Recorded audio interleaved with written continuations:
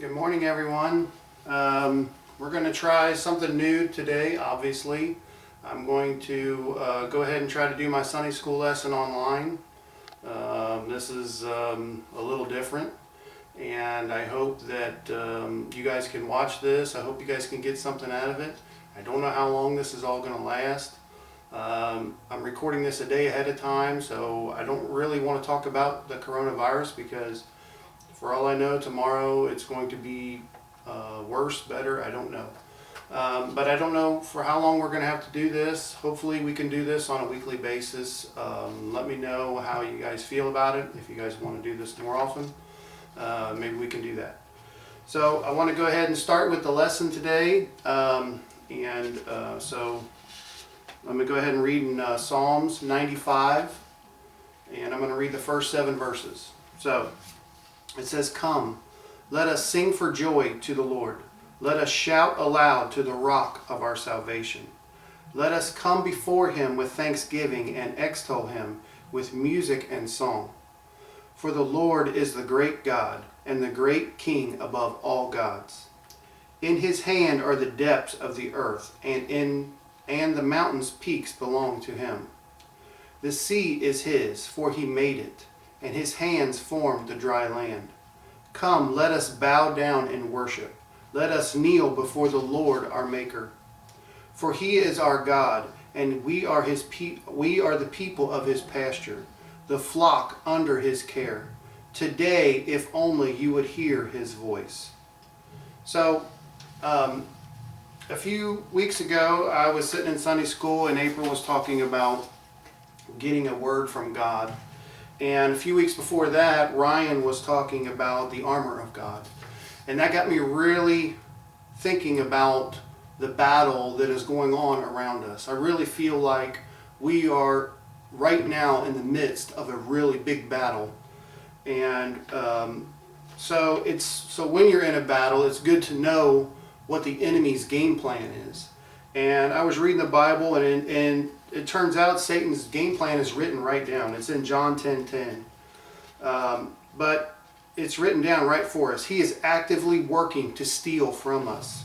He is working hard to deceive us into thinking he's not that bad. But this is what I need you to understand. Make no mistake, he will kill you. He is not satisfied to stop there either. He will not only steal and kill, he wants to destroy you. He is after our family. He is after our parents. He is after our children. He's after your friends. This is the devil, and these are his plans. So picture that scene in the movie Braveheart. If everybody's seen the movie Braveheart, or if you're not old school like that, maybe, I know everybody's probably seen the Avengers Endgame, the big scene at the end where there's somebody in the middle of the battle, and then surrounded by them, there's just tons and tons of people everywhere that all want to do harm to you. And you're in the middle of this battle, and it just seems really hopeless. And the enemy all around you wants you dead. And basically, it does seem hopeless, and it is hopeless without help and without armor. Without your shield, your sword, your helmet, you are in way over your head. And if you go into war like that alone, you will lose. So what do you do when you are facing that, when you feel like you are surrounded by that? So, and this kind of gets back to what April was saying about getting a word. And I was really thinking about this battle. And the word that I got was, go fly a kite. And I know that sounds really weird in the midst of a battle, to go fly a kite, but let me explain. I was looking through my computer a couple weeks ago, and I ran across this picture, and it just reminded me of something that happened a couple years ago.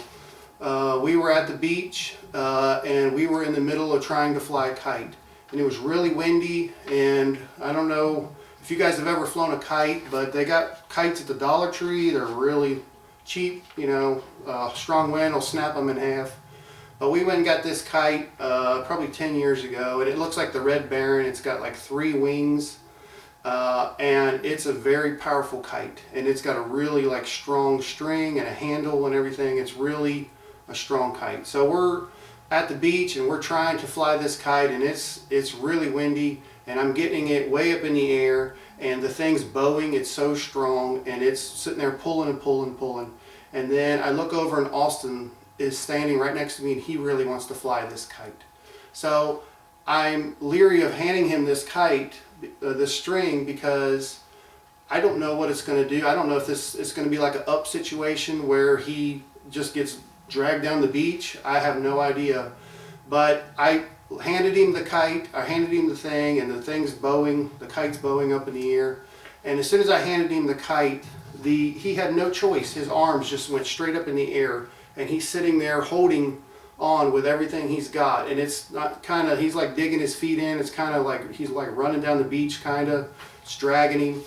And that got me really thinking about God and what it is to me, what it means to be saved. And reason I say that is because when you're in the middle of a battle and you feel like all is lost around you, and you see the wind blowing and the storms and everything, that is kind of an analogy of what I feel like we're going through right now. When you got a hold of something that's more powerful than you, okay? When you got a hold of something that when the wind blows, it doesn't matter if the wind blows, it just gets stronger. And that's kind of where the kite is, and that's exactly where God is. In the middle of our battle, in the middle of and when it seems so bleak all around us, when you have a hold of God, you have a hold of something that is more powerful than everything around you. You don't have to worry about all the things and all the news and all the bad stuff that seems to be happening on a daily basis. You don't have to worry about those things. And I've heard people ask me from time to time, and I've heard this said, how do I know if I'm saved? And I've heard people say that, and maybe you're thinking that today. I don't know. And my question back is are you the same as you were before? And so how do you know if you're saved? And my answer is, how do you know, or are you the same as you were before? Because if you have a hold of something like God, you cannot be the same. You cannot. It is impossible. When you have a hold of this kite, you know you have a hold of this kite because it's powerful.